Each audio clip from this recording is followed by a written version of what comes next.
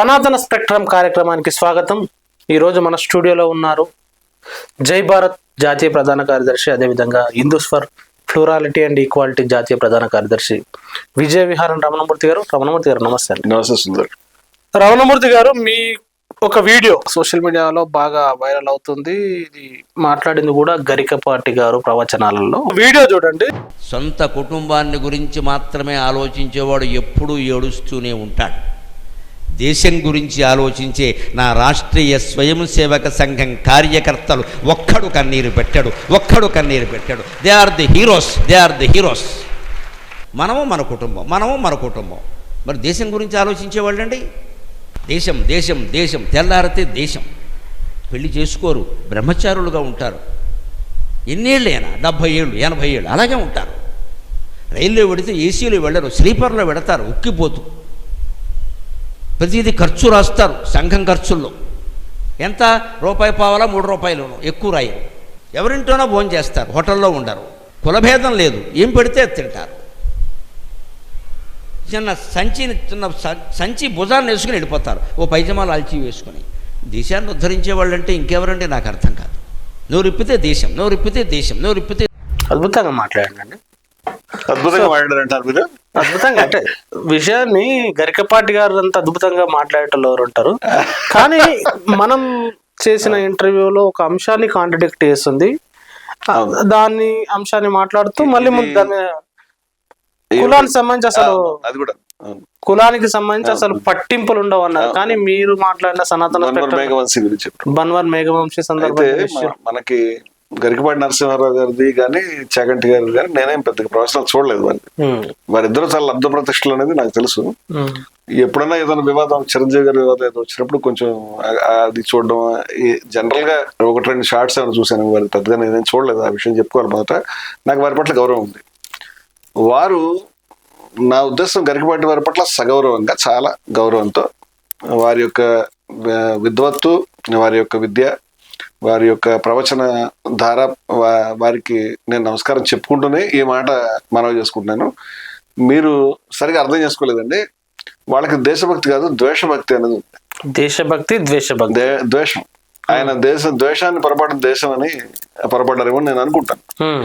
RSS కి నిరంతరం నా రాష్ట్రీయ స్వయం సేవక సంఘాన్ని వారు ఎందుకన్నా నాకు తెలియదు. వారి నిజంగానే ఆర్ఎస్ఎస్ కి శాఖలకు వెళ్ళి ఆయనకి డ్రిల్ చేస్తారేమో నేను ఊహించలేను. లేదు, ప్రేమ చొప్పున నా రాష్ట్రీయ స్వయం సేవక సంఘం సంతోషంగా ఆయన చెప్పుకున్నారు.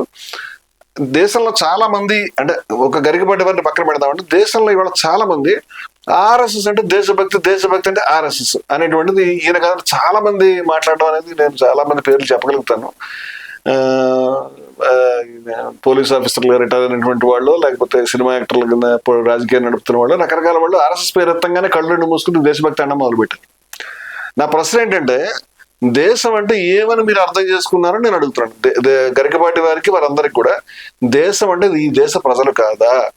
ఈ దేశ ప్రజలంతా కూడా విదేశీయుల పాలనలో అగచాట్లు పడుతూ సర్వనాశనం అయిపోయి బాధలు పడుతూ ఉన్నప్పుడు, క్విట్ ఇండియాలో 1,00,000 మంది అరెస్ట్ అయినప్పుడు, మాతంగిని హజరాలు లాంటి వాళ్ళు కాల్పులకు ఎదురెళ్ళి చచ్చిపోతున్నప్పుడు, లేకపోతే జలియన్వాలా బాగ్లో కాల్పులు జరుగుతున్నప్పుడు, జలియన్వాలా బాగ్ కొంచెం ముందు ఇష్యూ అనుకోండి, వీళ్ళు పెట్టిన తర్వాత వీళ్ళు 25లో పెట్టారు. నేను అనేది ఏమిటంటే, ఇలాంటి అనేకమైనటువంటి ఇబ్బందులు, గొప్ప శాసనోల్లంఘించము, లేకపోతే ఉప్పు సత్యాగ్రహం, లేకపోతే హిందుస్థాన్ సోషలిస్ట్ రిపబ్లిక్ ఆర్మీ పోరాటాలు, నేతాజీ ఇంతమంది పోరాడుతున్నప్పుడు ఈ రాష్ట్రీయ స్వయం సేవక సంఘ కార్యకర్తలు ఎట్టి పరిస్థితుల్లో కూడా దేశ ప్రజలకి అవసరమైన దేశ స్వాతంత్రాన్ని గురించి పోరాడడం అని అంటే, అది దేశభక్తి ఎలా అయిందని నాకు అర్థం కదా. దేశభక్తి అంటే దేశం విదేశీ పాలన మగ్గుతున్నప్పుడు పోరాటం కాదా? మరి దేశం పోనీ ఆ చాప్టర్ మీరు మాట్లాడకండి, తర్వాత చాలా గొప్ప సేవ చేస్తున్నారు కదా, గొప్ప పోరాడుతున్నారు కదా అంటే, ఈ దేశంలో అందరికీ తెలుసు అనేక సమస్యలు ఉన్నాయి, అనేక అసమానత్వాలు ఉన్నాయి, అనేక భారతదేశంలో భూమి లేనటువంటి వ్యవసాయ కూలీల గురించి చాలా చోట్ల, ఇప్పుడు తెలంగాణ సాయుధ పోరాటమో, లేకపోతే అనేక చోట్ల కమ్యూనిస్టులు, లేకపోతే వేరే వాళ్ళు, లేకపోతే భూదాన్ ఉద్యమాన్ని గురించి ఆయన పాపం వినోబా భావే గారు తపన పడ్డము, దానివల్ల కొన్ని వేల ఎకరాలు, ఇవన్నీ కూడా జరుగుతున్నాయి కదా. ఈ భూమి అందుకుంటున్న వాళ్ళు భారతీయులు కదా, హిందువులు కదా, ఏమీ కదా. ఆర్ఎస్ఎస్ ఏ రోజన్నా ఎక్కడైనా భూమికి సంబంధించి పోరాటం చేసిందా? ఆర్ఎస్ఎస్ అలాగే దళితులు అనేక చోట్ల అంటరాని వాళ్ళు అనేక బాధలు పడడం అనేది మనకి నిత్య జీవితంలో మేము 10 సంవత్సరాల నుంచి మా సంవత్సరం నడుపుకుంటాం. అంతకుముందు నా జీవితంలో నేను చూశాను.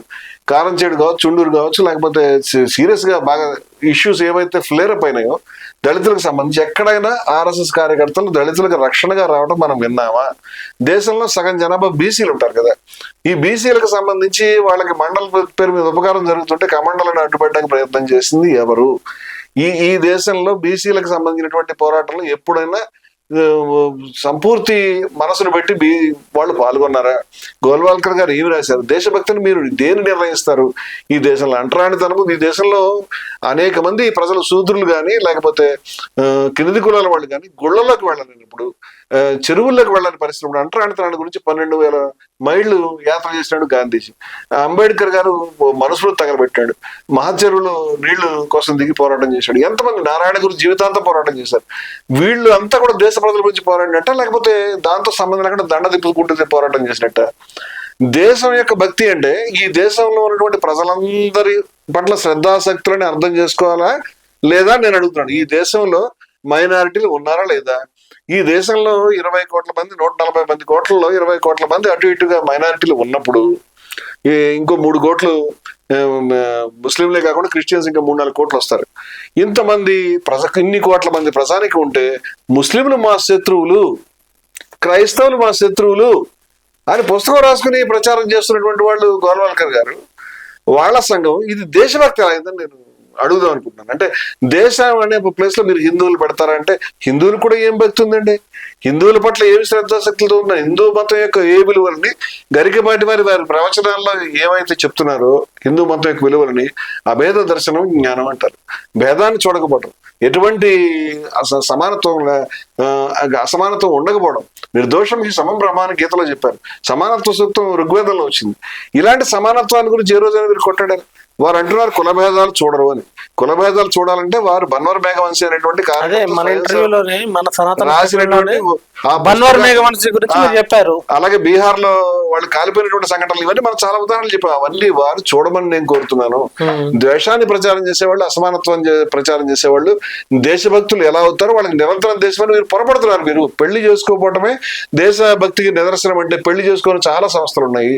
నన్స్ కూడా పెళ్లి చేసుకోరు, బ్రహ్మకుమారిలో పెళ్లి చేసుకోరు, లేకపోతే వేరే చోట పెళ్లి చేసుకోరు. వాళ్ళు దేశభక్తులు వాళ్ళు క్లెయిమ్ చేసుకోవట్లేదు. దేశభక్తి అనేది వేరే విషయం. అది మతంలో ఒక పర్టికులర్ అంశాన్ని ప్రచారం చేయడానికి వాళ్ళు చేస్తారేమో. నేనేమంటున్నానంటే దాన్నే దేశభక్తిగా ఎలా చూస్తాం మనము. అలాగే నిరంతరము వాళ్ళు తప్పిస్తూ ఉంటారు. దేశం ఎక్కడ తప్పించారంటే దేశం గురించి దేశం పతాకం పెట్టలేదు. వాళ్ళు పెడుతున్నట్టు పతాకం వేరు, వాళ్ళు చెప్తున్నారు భారత మాత వేరు. వాళ్ళు రోజు హిందూ రాష్ట్రాన్ని గురించి తప్పిస్తున్నారు. గరికపాటి గారు హిందూ రాష్ట్రం అంటే ఈ దేశంలో హిందువులకు రాజ్యం ఏర్పడాలని వాళ్ళ సిద్ధాంతం. అది దాని గురించి వాళ్ళు చెప్తూ తప్పిస్తున్నారు. దాన్ని మీరు దేశభక్తిగా పొరపడతారు. దేశ ప్రజలకు సంబంధించిన ఏ పోరాటంలోనూ లేకుండా స్వతంత్ర పోరాటం కావచ్చు, స్వతంత్రానంతరం అసమానత్వాలకు వ్యతిరేకంగా జరిగిన అనేక పోరాటాలు కావచ్చు, ఎక్కడా లేకుండా చాలా సార్లు ప్రతీకాత్మక శక్తిని పోషించినటువంటి ఏదైతే ఉన్నదో ఆ శక్తి ఏదైతే ఉన్నదో దాన్ని మీరు దేశభక్తి శక్తి అంటున్నారు. చాలా సార్లు వాళ్ళు హిందూ మతానికి సంబంధించిన తప్పుడు భాష్యాన్ని చెప్తా ఉన్నారు. హిందూ మతం పేరు మీద విద్వేషాలు ప్రచారం చేస్తూ ఉన్నారు. హిందూ మతంలో ఇతర మతాలను ద్వేషించడం విధానం అని చెప్తా ఉన్నారు. ఇతర మతం చేసిన తప్పులు చెప్తే దాని అభ్యంతరం ఏమి లేదు. కానీ క్రైస్తవులు ముస్లింలు శత్రువులను ప్రకటించి ఉన్నారు ఆల్రెడీ. ఇంత స్పష్టంగా వాళ్ళు చేస్తున్నప్పుడు నా రాష్ట్రీయ స్వయం సేవక సంఘ్ వాళ్ళంతా దేశభక్తులే, వాళ్ళు నిరంతరం దేశం దేశం దేశం దేశం కాదండి, వాళ్ళ మనసులో ద్వేషాన్నే కోరుకుంటారు వాళ్ళు. దాన్ని మీరు పొరపాటున దేశం అనుకున్నారు. దయవుంచి మీరు దీన్ని సవరించుకోండి. మీరు చక్కటి ప్రవచనాలు చెప్తారు మతాన్ని గురించి. ఆర్ఎస్ఎస్ ప్రవచనాలు దయవుంచి చెప్పకండి. మతాన్ని గురించి మాత్రమే చెప్పండి. మతంలో ఆదర్శాల గురించి ప్రవచనం చెప్పండి. మతంలో గొప్ప విషయాలు ప్రవచనం చెప్పండి. అయం నిజ పరోవేతి గణనాలకు చేస్తా, వీడు నావాడు వీడు పరాయవాడు అనేది తప్పు అని చెప్పండి. లేకపోతే మా విద్వేషావహి అని చెప్పండి. అద్వేష్ట మైత్ర కరుణయ్యవచ్చ అని చెప్పండి. ద్వేషాన్ని పనికిరాదు, సమానత్వం కావాలని చెప్పండి. అంతేగాని దీనికి వ్యతిరేకంగా ద్వేషాన్ని ప్రచారం చేసే సంస్థని దేశం దేశం దేశం అనుకుంటారు. ఇదే వాళ్ళు ప్రచారం చేస్తున్నారు అని మీరు ఒక రాంగ్ సిగ్నల్ పంపిస్తే దీన్ని లక్షల మంది దీన్ని రాంగ్ గా తీసుకుంటారు. కాబట్టి Hindus for plurality and equality సంస్థ తరఫున నేను దీన్ని ఖండిస్తామని మీరు చెప్పినటువంటి మాటని మీరు మీ వ్యక్తిగతమైనటువంటి నమ్మకం ఏదంటే దాన్ని చెప్పుకుంటే నేనేం అభ్యంతరం పెట్టట్లేదు. కానీ మీరు దేశభక్తి ఇదే అని ప్రచారం చేయడానికి ఖచ్చితంగా ఖండిస్తాం. రెండు, హిందూ మతం యొక్క ప్రవచనాలు చెప్పేటువంటి వారు మతాన్ని మతోన్మాదాన్ని తేడా చూపించకపోతే ఏంటి వాళ్ళు మాట్లాడేటప్పుడు కూడా మతానికి మతోన్మాదానికి మధ్య తేడా ఎట్లా చెప్పాలి, ఎట్లా అంటే కలగలిసిపోయిన సందర్భం. వాళ్ళు చెప్తున్న హిందూ మతం పేరుతో చేస్తున్న రాజకీయాలు ఏదైతే ఉందో అది మా మతం కోసం అని ప్రజలు అనుకుంటున్నారు. ఇలాంటి మతం ఒక ఆరాధన వ్యవస్థ, ఒక విశ్వాసాల వ్యవస్థ, మతం ఒక ఆలోచనల వ్యవస్థ, ఒక తాత్విక స్రవంతి. మతం ప్రజల యొక్క అనేక ఆవేదనలకి అనేక సమాధానం చెప్పేటువంటి వ్యవస్థ. మతంలో అనేక ఆలోచనలు ఉంటాయి. ఈ మతం అనేది హిందూ మతం, ముస్లిం మతం, క్రైస్తవ మతం ప్రతి దాంట్లో కూడా పనికొచ్చే విషయాలు, పనికిరాని విషయాలు కూడా ఉంటాయి, పరిమితులు విషయాలు ఉంటాయి, పనికొచ్చే కూడా ఉంటాయి. చాలా గొప్ప ఆదర్శాలు హిందూ మతంలో ఉన్నాయి. ఎక్కడ మాకసి దుఃఖ భాగ్భవేత్ ఎవ్వడూ బాధపడడానికి వీల్లేదు. ఈ ప్రపంచంలో ఉన్న వాళ్ళంతా కూడా మన సోదరులే. మనం ఎటువంటి భేదాన్ని చూపకూడదు, అసమానత్వాన్ని చూపకూడదు. ఇది హిందూ మతం యొక్క ప్రధానమైన ఆదర్శం. అలా చేస్తే కనుక హేవత అర్జిత స్వర్గం, ఇక్కడ స్వర్గాన్ని గెలుచుకోవచ్చు, యశాం సామ్య స్థితం మన అని కృష్ణుడే స్వయంగా ప్రకటించాడు. అదే విధంగా ఇస్లాంలో కూడా చాలా పనికొచ్చే విషయాలు ఉంటాయి, చాలా పరిమితులు ఉంటాయి. క్రైస్తవంలో పనికొచ్చే విషయాలు ఉంటాయి, పనికిరాని విషయాలు ఉంటాయి. ప్రతి మతంలో ఉంది ఈ సమస్య. అంచేత తన మతంలో ఉన్నటువంటి గొప్ప విషయాలను అన్వేషిస్తూ వ్యక్తిగతమైన మోక్షాన్ని గురించో, వ్యక్తిగతమైన ఉన్నతిని గురించో, లేకపోతే పరలౌకికమైనటువంటి స్వర్గాన్ని గురించో, నరకాన్ని గురించో భయపడుతూ తప్పిస్తూ బాధపడుతూ చేసేటువంటి విధానం మతస్థుడి వ్యవస్థ. దీంట్లో మతోన్మాదం అంటే ఏంటంటే నాదే ఉండాలి, ఇది ఉండడానికి వీల్లేదు. మా మతం కరెక్ట్, మీ మతం తప్పు, మా మతం వైట్, మీ మతం బ్లాక్. అది మతోన్మాది. అది మతోన్మాది ఆలోచన ఏమిటంటే, ఈ వివేకానందుడు చెప్పాడు ఈ మాటకి ప్రశ్నకు సమాధానం చికాగోలో చెప్పాడు. ఏమనంటే నా మతం ఉండాలి, నీ మతం ఉండకూడదు, చాలా తప్పది, అది జరగదు, అది అయ్యే పని కాదు. అంచేత అన్ని మతాలు కూడా చిట్ట చివరికి అందరూ ఒకటే అనే దాకా ప్రయాణం చేసుకుంటూ వెళ్తూ ఉంటాయి అని ఆయన చాలా గొప్ప దర్శనాన్ని చూపించాడు ఆయన. అందుచేత ఒక మతాన్ని ద్వేషించడం, ఈ మతం నాదే ఉండాలి, ఇది ఉండకూడదని చెప్పడం అనేది ఎవరైతే చేస్తున్నారో అది మతోన్మాదం. అటువంటి విద్వేషాన్ని వాళ్ళు ప్రచారం చేస్తున్నారు కాబట్టి వాళ్ళ విద్వేషంలో ఉంటున్నాం మేము. ఇప్పుడు ఆ ద్వేషాన్ని ఈయన దేశభక్తి చెప్తున్నాడు. ఇది చాలా ప్రమాదం. మతంలో గొప్ప విలువలు చెప్పండి. రామకృష్ణ మిషన్ చాలా గొప్ప విలువలు చెప్తుంది. దేశభక్తి అంటే దేశం గురించి ప్రాణాలు ఇచ్చినటువంటి మహనీయుల గురించి చెప్పండి దేశభక్తి. మతం మీద అభినవేశం మాత్రమే దేశభక్తి అయిపోదు, దానికి అదే. కానీ మతం మీద అభినవేశం మానవాళికి పరికొచ్చే గొప్ప విలువలు ఉంటాయి దాంట్లో.